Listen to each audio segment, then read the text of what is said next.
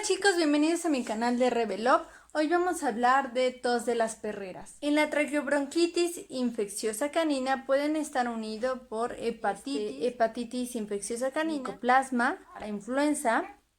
Esta enfermedad puede estar combinada con moquillo canino. Lo característico de esta enfermedad es que tose. La bordetela bronchiséptica se une a los cilios del epitelio respiratorio. De ahí lo que sucede es una cilioestasis.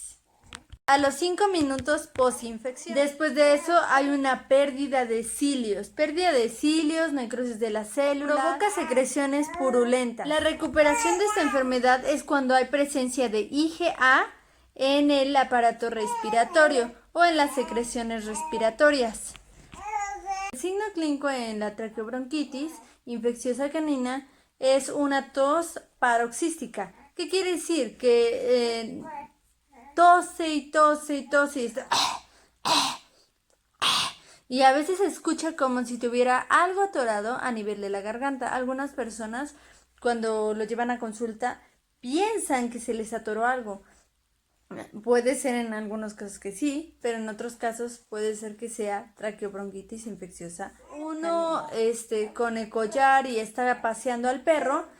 Al pasearlo empieza, lo oprimes un poquito a nivel de la tráquea. Entonces eso, y tose más o cuando se estimula el reflejo tusígeno, ya hablando en la consulta.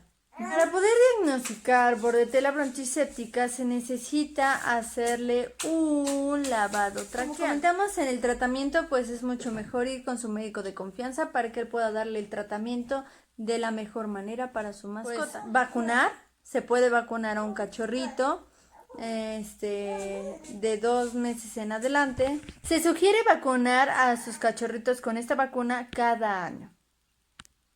Espero que les haya gustado, denle like y suscríbanse. Eso es Revelop. Bordetela